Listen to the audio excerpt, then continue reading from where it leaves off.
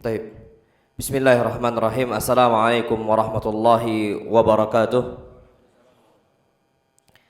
Alhamdulillah wassalatu wassalamu ala Rasulillah. Ana insyaallah subhanahu wa taala akan melanjutkan lagi kajian kita tentang sunnah mahjurah.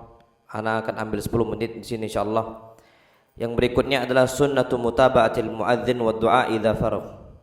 Kita itu disunnahkan untuk mengikuti ucapan muadzin dan doa setelah muadzin selesai.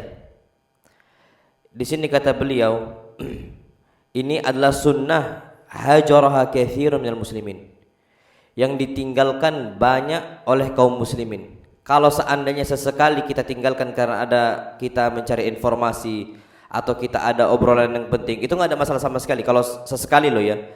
Cuman kalau seandainya udah menjadi rutinitas, itu bahaya. Kenapa? Nanti akan punah sunnah Nabi kita Muhammad SAW untuk apa? Menjawab azan dan berdoa setelahnya. Apa kata beliau? Hatta tullabul ilm aktsaruhum hajara hadhihi sunnah. Sampai para penuntut ilmu, orang-orang santri yang di pondoknya, kita ngelola pondok, banyak kapan udah azan nih santri masih ngobrol aja. Dan ini terjadi, dan ini lama-kelamaan akan menjadi apa? Punah. Kalau seandainya para penuntut ilmu saja seperti itu, apalagi orang awamnya, makanya bahaya sekali. Dan di sini kenapa? Karena pahala untuk menjawab azan itu besar. Ganjarannya yang Allah berikan untuk kita, balasannya loh ya, itu besar. Hadisnya disebutkan dari Abdullah ibn Amr, Nabi kita Muhammad SAW bersabda, "Idza sami'tumul muadzin." Kalau kalian mendengarkan kumandangan si muadzin sedang berazan, faqulu mithla ma yaqul. Maka ucapkanlah sebagaimana yang diucapkan oleh siapa? Muadzin. Muadzin mengucapkan Allahu Akbar, balas dengan apa? Allahu Akbar. Kecuali hayya 'alas shalah sama hayya 'alal falah. Apa kita ucapkan? La haula wala quwata illa billah. Karena kita ini kalau mau berangkat sholat dipanggil hayya 'ala sholah, itu paling berat bagi kebanyakan manusia. Wa innaha lakabiratun illa 'alal khashi'in. Sholat tuh berat kecuali untuk orang khusyuk. Makanya ketika dipanggil hayya 'ala sholah, kita mengucapkan la haula wala quwata illa billah. Tidak ada daya kemampuan kecuali dengan siapa? Allah Subhanahu wa taala. Kita minta. Jadi ucapannya sama. Kemudian apa kata Nabi kita Muhammad SAW? Tsumma sallu alayya. Kemudian salawatlah untuk saya. Syuh. Habis kita itu menjawab azan, baru mengucapkan apa? Salawat. Jadi salawat itu sebelum azan atau setelah azan? Sebelum atau setelah? Setelah. Salawat yang perlu kita ketahui itu bukan sebelum azan, tapi setelah azan. Tsumma sallu alayya. Setelah itu baru apa? Salat untuk saya. Beliau mengatakan, fa innahu man shalla alayya salatan wahidatan sallallahu alaihi biha asyra. Sesungguhnya barang siapa yang salawat untuk saya sekali salawat, Allah akan balas berapa kali salawat? 10 untuk kita. Allah akan rahmati kita, Allah akan puji kita, Allah Subhanahu wa taala akan ampuni kita. Itu sebanyak 10 kali. Kemudian Nabi kita Muhammad SAW mengatakan, tsumma salu liyal wasilah. Tsumma salullaha liyal wasilah. Kemudian mintalah kepada Allah Subhanahu wa taala agar saya mendapatkan wasilah. Apa itu wasilah? Beliau mengatakan, fa innaha manjilatun fil jannah. Wasilah adalah kedudukan yang tinggi dalam surga. Beliau mengatakan, dan aku yang berharap agar mendapatkan wasilah ini. Faman sa'alallaha liyal wasilata. Barang siapa yang minta wasilah kepada Allah Subhanahu wa taala agar aku mendapatkan wasilah, beliau mengatakan halat lahu syafaati. Maka dia halal mendapatkan syafaat saya.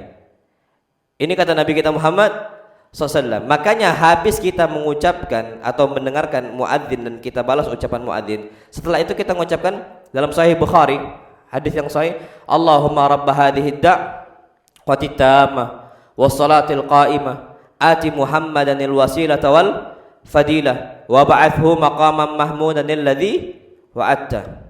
Itu Sahih Bukhari yang sahih seperti itu. Tapi ada enggak tambahan innaka la tukhliful mi'ad? Khilaf para ulama. Ada ulama yang mengatakan tambahkan, enggak ada masalah sama sekali, ada yang mengatakan jangan ditambahkan.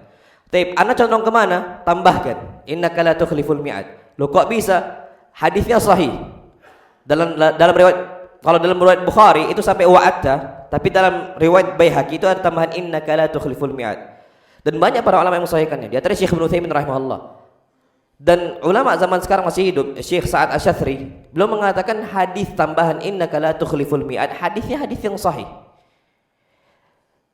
Ada sebagian para ulama seperti Syekh Mustafa Al-Adawi, beliau mengatakan hadis yang dalam riwayat Baihaqi pun sahih, tapi syadz kata beliau. Syadz ini jatuhnya hadis sahih bertentangan dengan hadis sahih. Contohnya gimana? Jadi Pak, secara sanad itu sahih, tapi secara matan itu belum tentu sahih. Ana ambil contoh. Ketika hendak sujud, Nabi kita Muhammad SAW mengatakan, maka hadis sahih ya, letakkanlah tangan dahulu sebelum lutut dahulu. Riwayat setelahnya sama-sama sahih.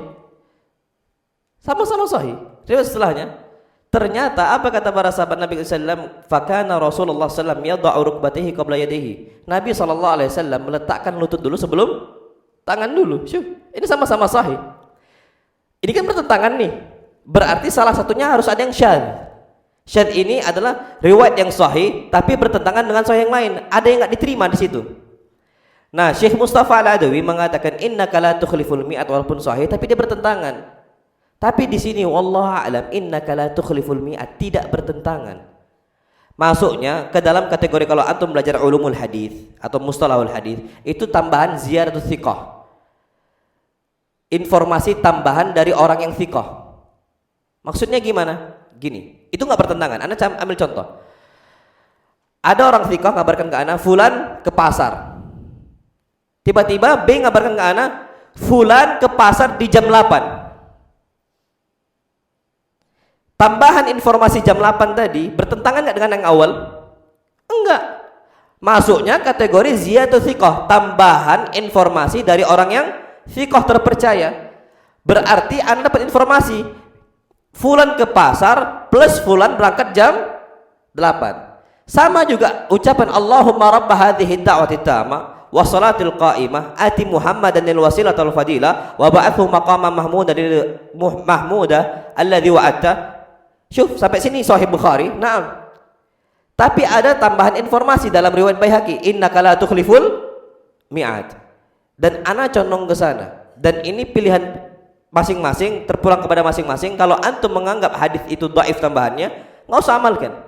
Tapi kalau ana pribadi, kan kita kan bisa ngecek ya, kita bisa ngecek hadis. Apalagi kita sudah lama belajar ulumul hadis, dicek. Kalau ana pribadi memang anggap itu memang sahih, mau diapain lagi? Sulit untuk mengatakan itu dhaif. Walaupun ada beberapa para ulama yang mengatakan dhaif. Makanya kata Syekh Sa'ad Asy-Syadzili mengatakan, apalagi dengan tambahan turuk riwayat yang lain, dari jalan riwayat yang lain, maka jatuhnya itu adalah hadis yang sahih. Dan ini kata Syekh Ibnu Utsaimin rahimahullah tabaraka wa taala. Jadi ala kulli Pak di sini usahakanlah kita itu kapan udah dengar muadzin ngumandangkan adzan, jangan lagi ngobrol, jangan lagi ngapa-ngapain, kecuali memang sesekali, memang itu penting loh ya, nggak apa-apa. Tapi kalau udah menjadi rutinitas untuk tidak memperhatikan adzan, untuk nggak menjawab adzan, ini yang muskilah.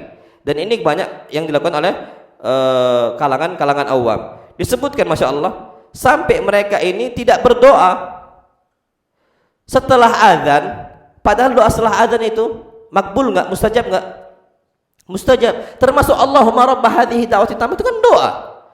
Kalau nggak diucapkan, rugilah kita.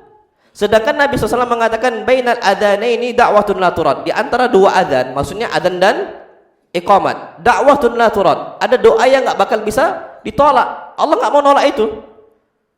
Berarti kita disunnahkan dan ditekankan untuk berdoa setelah azan dan sebelum iqamat. Sayanglah waktunya kalau kita nggak gunakan dengan sebaik mungkin. Jadi yang perlu kita perhatikan, usahakan doa terus. Habis itu innaka la tukhliful mi'ad atau wa'ata, terserah antum, tambahkan lagi dengan doa yang antum mau. Minta rezeki, minta anak, atau minta anak yang banyak. Doalah Allahumma akthir mali wa waladi wa barik li fi ma ataitani. Anas bin Malik doa itu, Rasul doa itu untuk Anas bin Malik. Apa yang terjadi? Anaknya sama cucunya Anas bin Malik masih hidup 100. Karena doanya apa? Allahumma akthir mali, ya Allah perbanyaklah harta saya. Wa waladi, anak saya perbanyak ya Allah.